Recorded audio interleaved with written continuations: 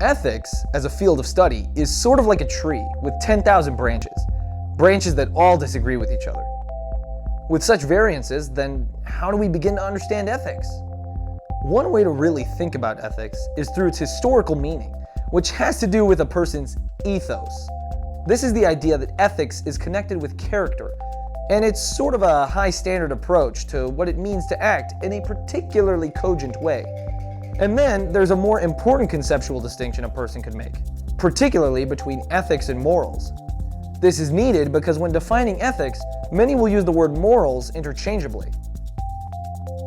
There is, however, some disagreement among scholars as to the difference between morals and ethics. One school of thought asserts that morality is inherently founded on spiritual principles, one's responsibility to a supernatural being or goal. Ethics, on the other hand, relies on materialist and social consequences, not spiritual ones, in order to determine what is ethical or not. Other schools of thought argue that this line between morals and ethics is arbitrary. Instead, they believe ethics is simply a formal branch of philosophy that concerns itself with the study of morals and their derivation.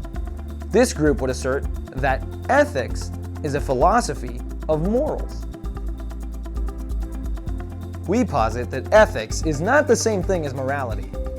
Consider, for example, how arbitrary moral stances tend to be, especially when they're outside of one's own culture or religious beliefs.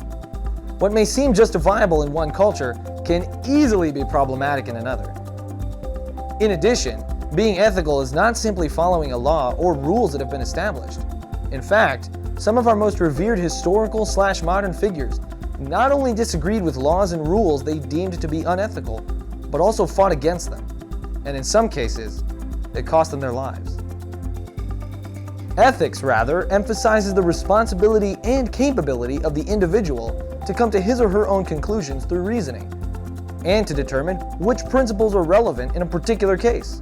They are well-founded standards of right and wrong that prescribe what humans ought to do, usually in terms of rights, obligations, fairness, or specific virtues. Ethics is the reasonable obligation for us to refrain from hurting others. Living ethically also requires the continuous effort of studying our own beliefs and conduct, and striving to ensure that we, and the institutions we help to shape, live up to standards that are reasonable and evidence-based. It is knowing that before we can do the right thing, one has to figure out what the right thing is.